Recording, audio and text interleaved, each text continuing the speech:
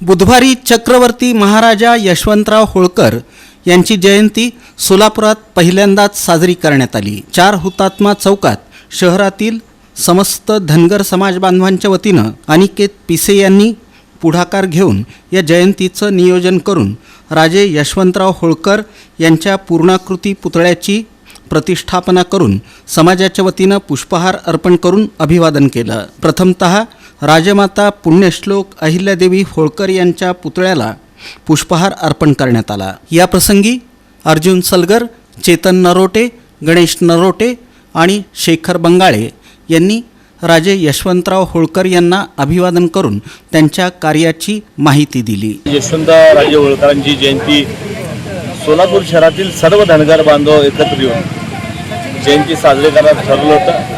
मी विशेषतः अभिनंदन व कौतुक करेन चौरे आणि गणेश या दोघांनी ही मूर्ती या ठिकाणी कैलासश्री आमचे शिवाजी महाराज पिसे यांच्या स्मरणार्थ ही मूर्ती या ठिकाणी दिली आहे। कैलास पिसे असेल त्यांचे सर्व सहकारी 250 वर्ष होऊन जातात। राजाला त्यांचा जो पराक्रम आहे त्या काळामध्ये ब्रिटिशांना 18 वेळा हरवलं आणि 8 झेंडा त्यांनी फडकावला।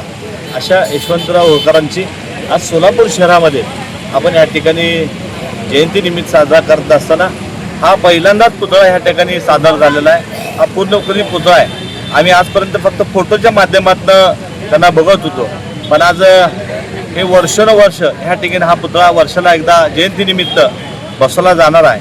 ही पहिलीच वर्ष आणि पहिलाच हा पुतळा सोलापूर शहरामध्ये व जिल्ह्यामध्ये। त्यामुळे आम्ही सगळं सोलापूर शहरातील धनगर बांधव येऊन एकत्र येऊन आज जयंतीनिमित्त त्यांना अभिवादन करण्याकरता एकत्र आलेलं आहे। खऱ्या अर्थानं ब्रिटिशांना सलग 18 वेळा या ठिकाणी गोऱ्या इंग्रजांना पळताभुई थोडी करणारे असे महापराक्रमी चक्रवर्ती राजे आणि ज्यांनी छत्रपती शिवाजी महाराजांनंतर स्वतःचा राज्याभिषेक करून घेतला असे महाराजे, त्याचबरोबर आज पुण्यामध्ये कोंढवा असेल, हडपसर असेल, त्याचबरोबर मुंडवा असेल, ह्या शहरांचे नाव या ठिकाणी त्यांच्या पराक्रमानं आज देखील त्या ठिकाणी थरथर कापतंय।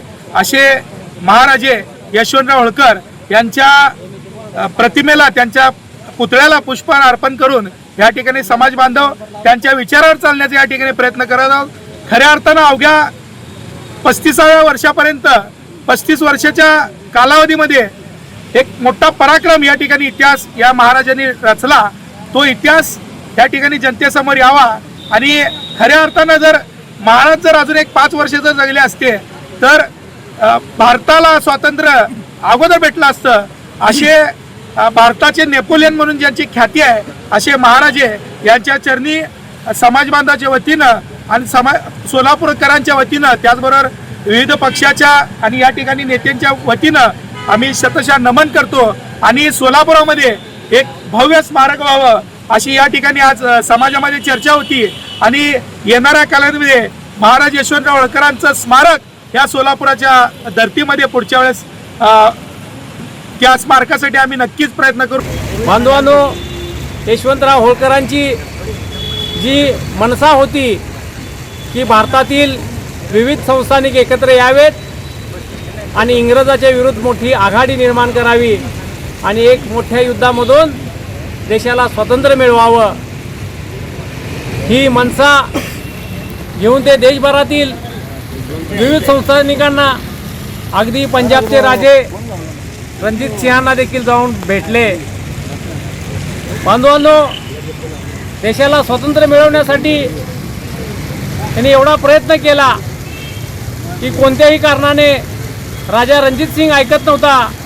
त्यावेळेस म्हणाले यशवंतराव होळकर की प्रसंगी मी शीख धर्म देखील स्वीकारायला तयार आहे, परंतु महापराक्रमी रणजित सिंहाने या स्वातंत्र्य लढ्यामध्ये सहभाग घ्यावा।